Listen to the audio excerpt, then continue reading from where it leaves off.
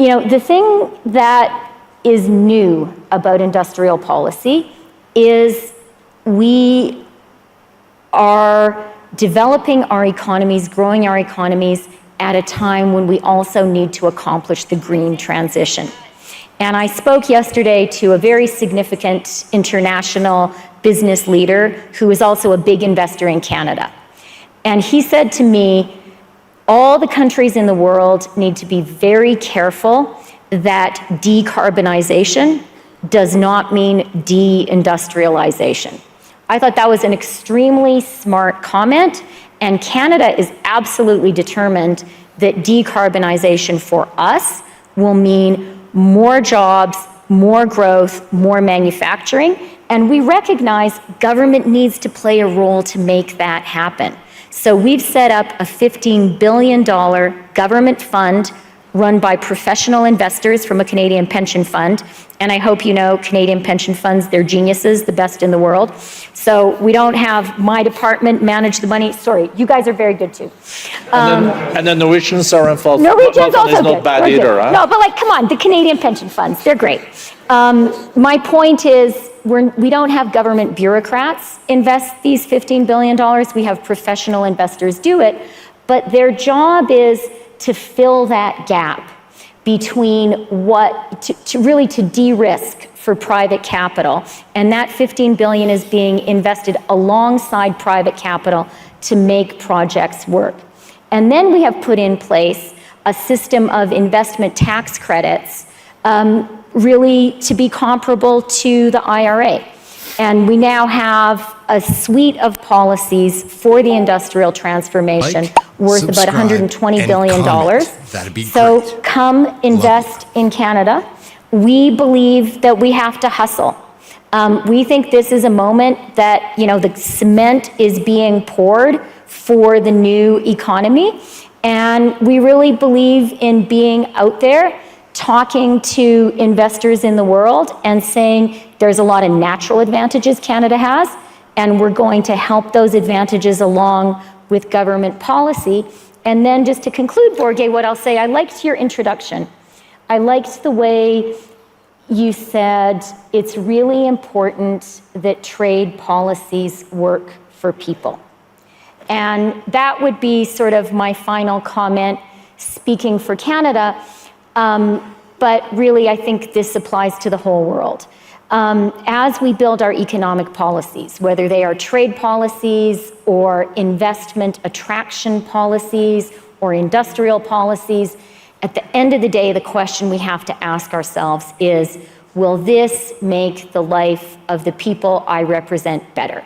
Will it create great jobs that people can build a life on and have hope and optimism for the future with? I'm not a fan when somebody treats a group of people a certain way in front of a certain group, but then that same group of people is treated completely different when it's in front of another group.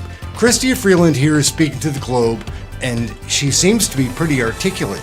But when she's in Parliament, she talks down to Canadians, she talks down to the opposition. She is a bitch. Like, here it is. Mr. Speaker, last week, the Conservatives voted against Operation Unifier, which is about direct military support for Ukraine. They've also voted against our free trade agreement with Ukraine. When we look at the extreme right south of the border parroting Putin's lines, we used to think that could never happen in Canada. But it is happening here, Mr. Speaker. On this side of the House, we are proud to say, Slava Ukraini.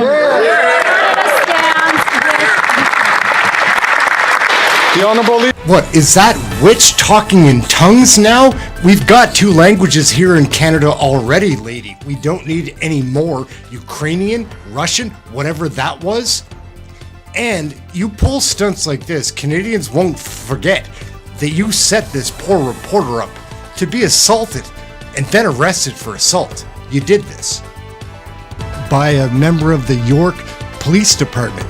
And then he's very unpleasantly arrested. And this situation, let's just look at the video. Ms. Freeland, how come the IRGC is not a terrorist group? Why is your government supporting Islamo nationalism? What? What are you doing? You're under arrest for assault. What, sir? Why are you pushing me? You're under arrest for assault. You're under arrest for assault. Police, you're under arrest for assault. How am I under arrest? You bumped into me. You pushed into me. You bumped. I was just scrubbing. I got my credentials here, and you just bumped into me. So excuse Police, you're under arrest. I find that video really hard to watch. David Menzies, he was set up. Everybody knows it. When you see that video, you know that Chrystia Freeland is an evil witch. And now she's a big contributing member to the WEF, WTF, I don't know. We're going to wrap this one up. I'm Aaron. This is Question Period Canada. I hope you know a little bit more about the WEF now than you did before we started watching this video. There is something up, guys. It doesn't smell right. Something feels strange about the whole damn thing. Chrystia Freeland is a witch. And there are so many things going on. How can our nation be falling apart as quickly as it has been if our leadership isn't on board with it falling apart? What is up with that? I'm Aaron. This is Question Period Canada. We're having a good time learning about Canadian politics, sharing that with you. Like and subscribe. We'll catch you next video. Remember to have something healthy to eat and try to stay warm. Catch you next video. All right, guys. So we're going to pull it all back in. Oh, where did my volume go? Where's my I've got no volume. I've got absolutely no audio. Oh no.